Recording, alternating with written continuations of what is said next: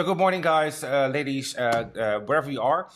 This week I'm really excited because I got Cecile joining us for the My Two Cents podcast. Cecile, can you introduce yourself? Thank you, Rahim. I'm Cecile Umaña. I am Costa Rican living in Spain. And throughout the last 26 years, I've been working in many countries with many cultures. And that's why today I thought I'd share a little bit about what it's like working in multicultural environments and the challenges you may face in them. Really cool, really cool. So a lot of the companies I work with and a lot of people in our sector network, especially here in Spain, by the way, because Barcelona is a kind of a startup hub. You see a lot of multicultural teams. They're hiring people from Holland, from anywhere in the world, because a lot of shared service centers are here. A lot of international customer service teams are here. But I also know from experience in the past, working for international companies and traveling all over the place, that culture is a really massive trigger, or has a really massive impact on how you communicate and how you bring that message. Now, we shared last week some cool stuff, but let's start with a bit of an experience from your perspective regarding how to communicate in a multicultural environment, and what were the things you triggered you to act and respond differently. Mm-hmm. Okay, so it's funny that you mention communication, because it can be the biggest asset when working with multicultural teams, and also the biggest challenge, because in reality, even within Latin countries, and I can talk about some experiences I've had when I was working in countries in Central America. Communication is so different. The words that you use are so different. Even if you're speaking the same language, even if we're talking in Spanish, the words are very different, and it can have an entirely different meaning. If you're not open to embracing someone from a different culture or a different country, you can get easily offended by something they say, even if they're not trying to offend you. So I can tell you that communication is the biggest challenge that you may face.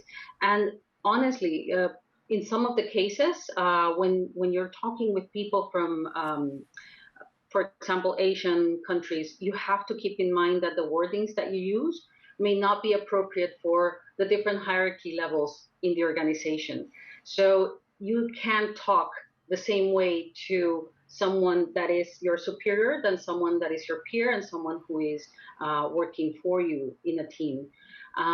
So one of the things that you need to ensure is that you take that time, first of all, to understand the other person, where they're coming from, so that you know if you can speak casually or you need to speak in a more formal way. And this applies even to the way that you write an email.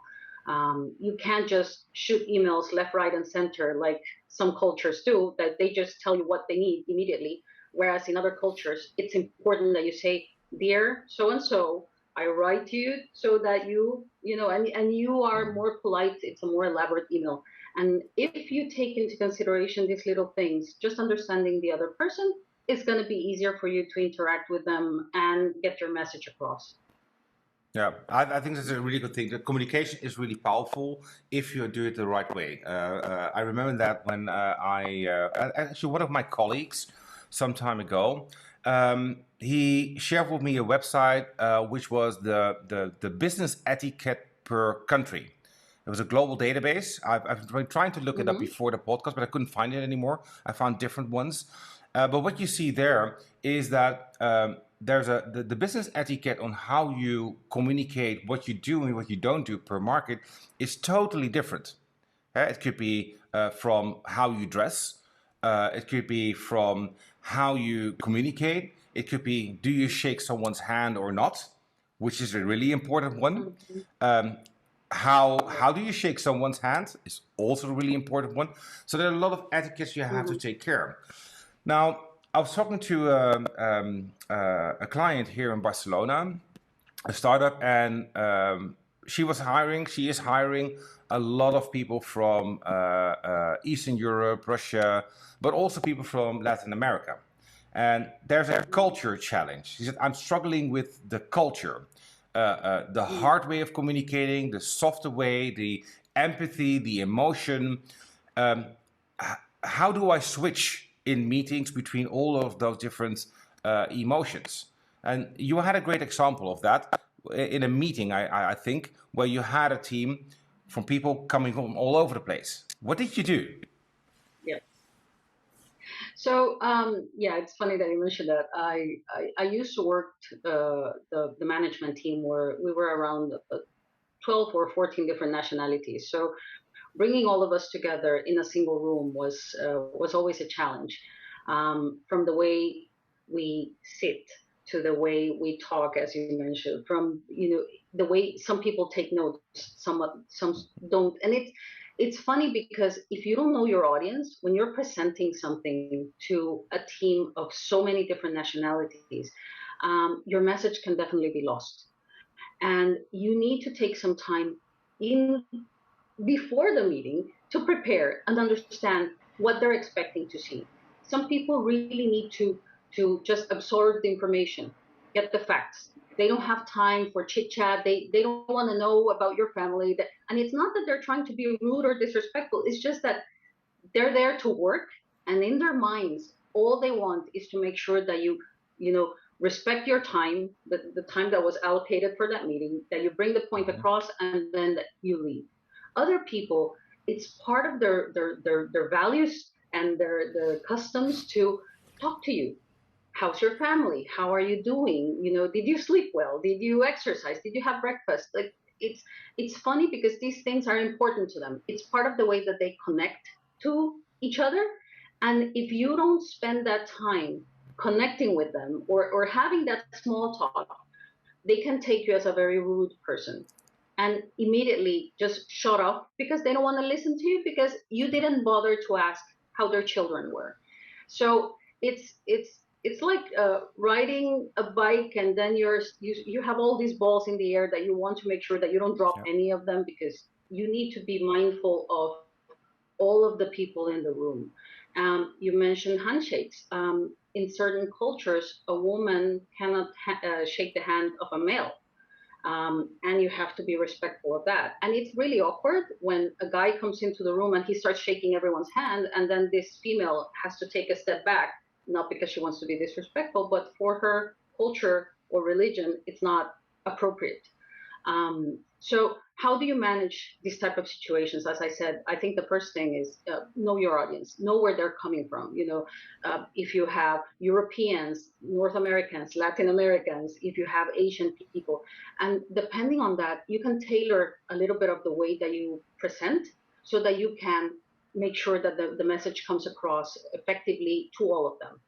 Obviously, you can't be doing this every single time, but if it's the same group of people, eventually you're able to have a good relationship with them in a way that they respect who you are, because you can't get lost in the process, and also you respect who they are, and you're mindful of their value system, their beliefs, the background that they bring.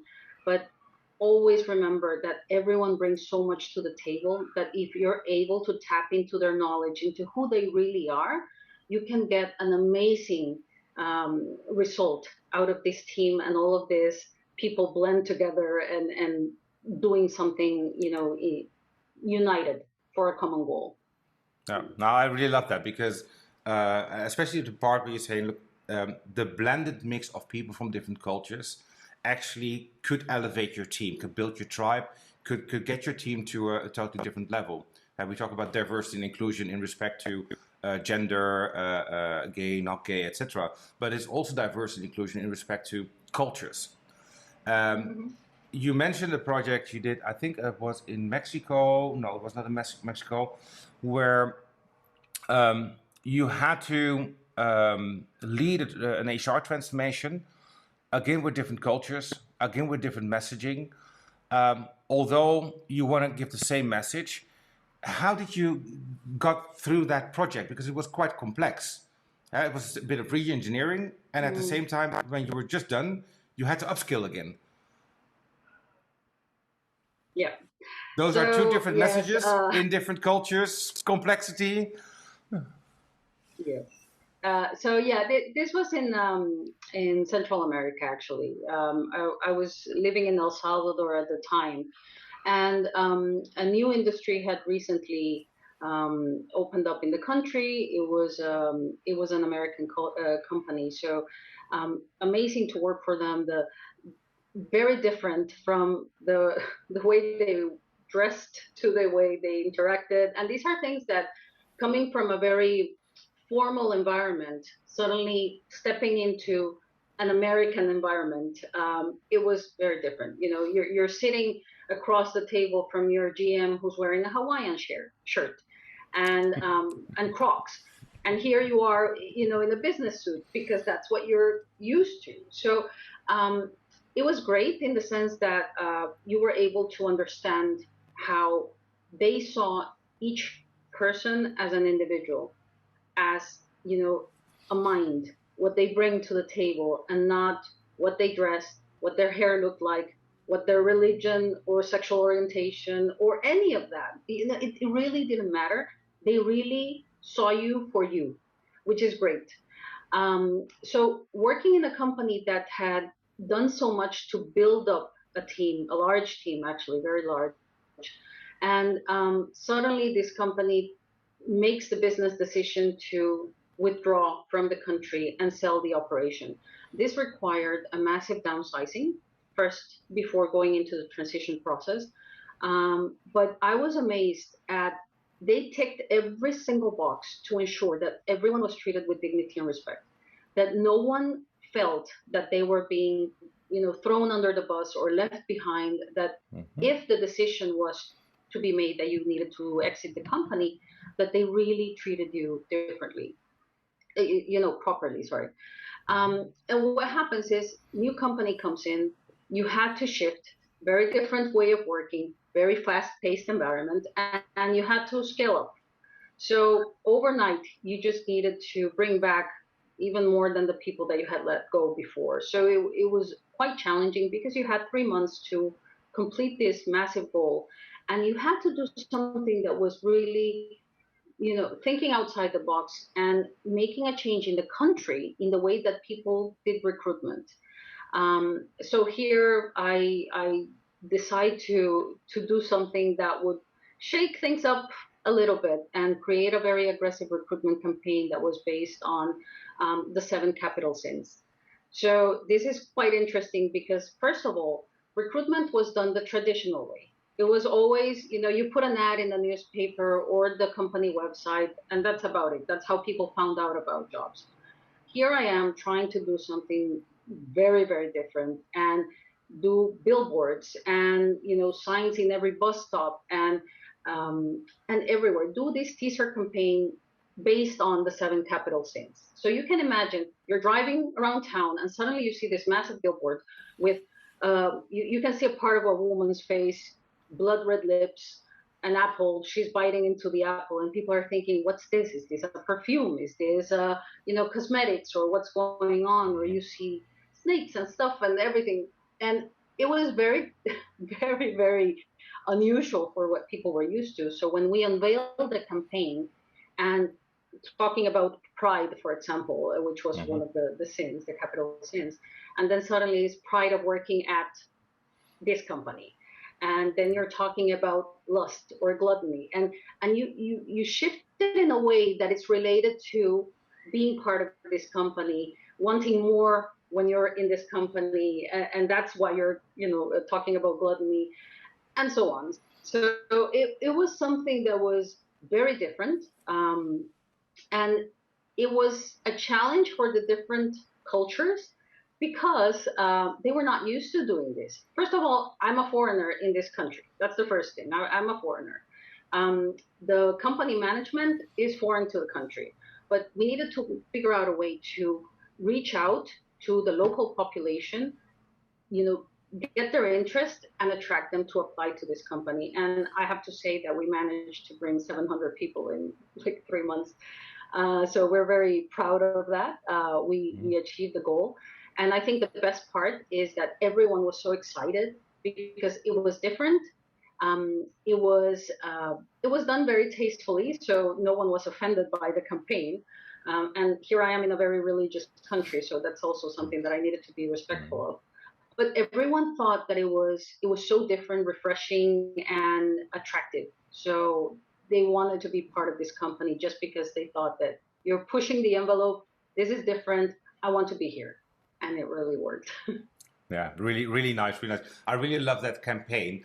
But that triggers me to the next question, actually, because when you go full out there, and you're HR, but you're a marketing guru. You're amazing in that. And you use the marketing techniques to actually attract people. Now, when you go full out on, for instance, 7 capital sins, it's a new approach. It's dynamic. It triggers. It's exciting. So I can imagine you get people in.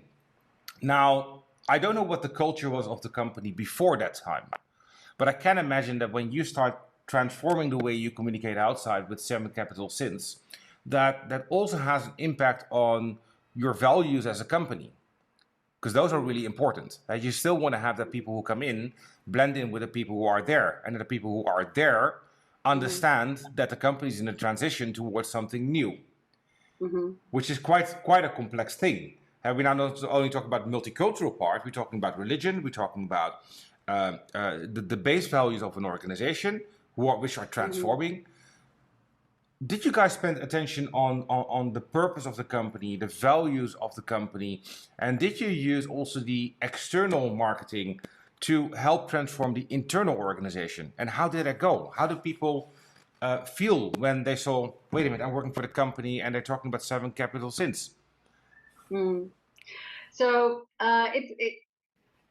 something that you always have to keep in mind is, you're spot on. You can't forget about the people who are already working at the company when you're trying to bring new talent here, especially when, right, like immediately you've just finished a transition of coming from, a downsizing process, being acquired by a new company, and then you want to stay there. So most definitely, this is something that you can't let go of. You have to make sure that you're able to instill the values of the new company, because obviously I couldn't touch that. That's something that was already there. The mission, vision, all these statements are there.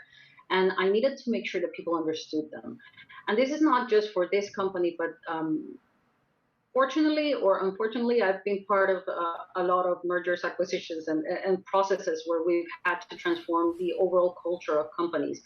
And again, you need to understand your audience. That's something that I say all the time, and I say it to my partner. I say it to my family. Like, it doesn't matter who you're talking to. You need to understand who you're talking to. If you don't know how to transmit the message, whether it's to your child or to your spouse or to whoever, like, the message will not be effective. So at work, one of the things that I've always spent time doing is understanding who they are, who the people that work in the company are.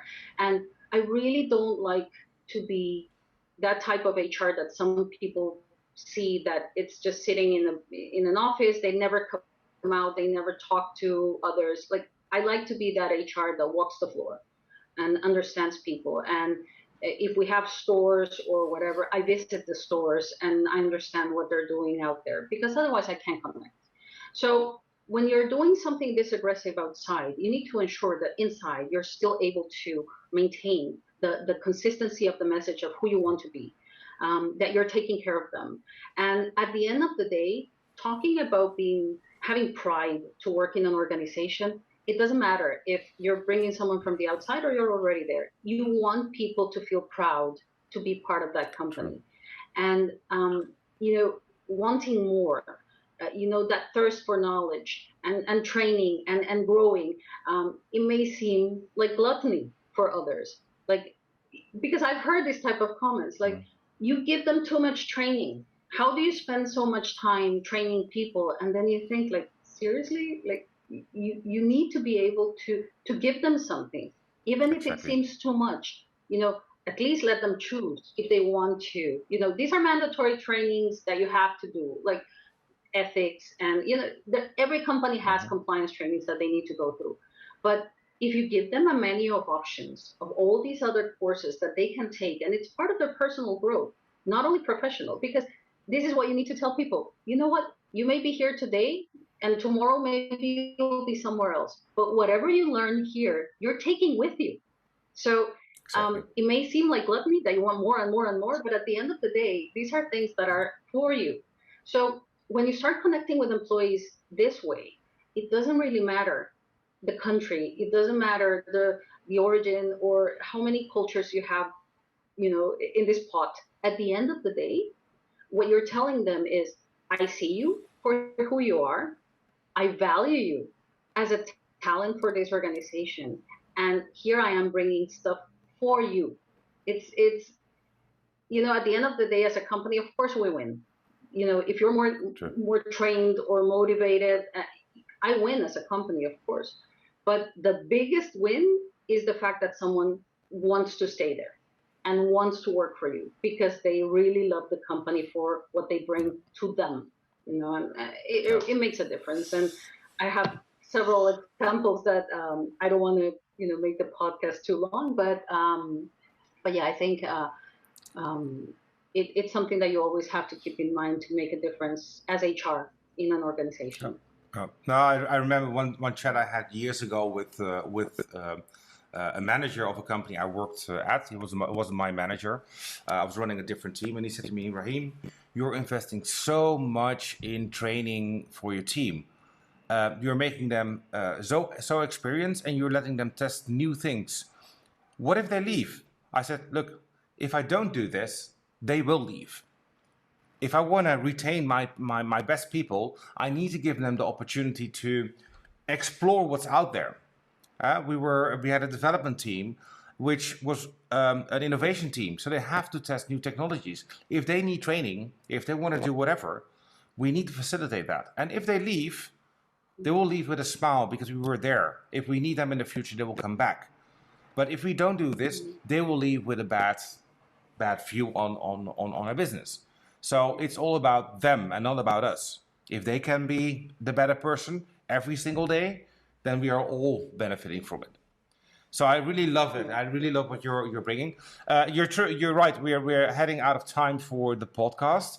Wow, amazing. It's so amazing to speak to you on this topic, and I'm going to ask you to return again because we're not done yet. We're really not done yet.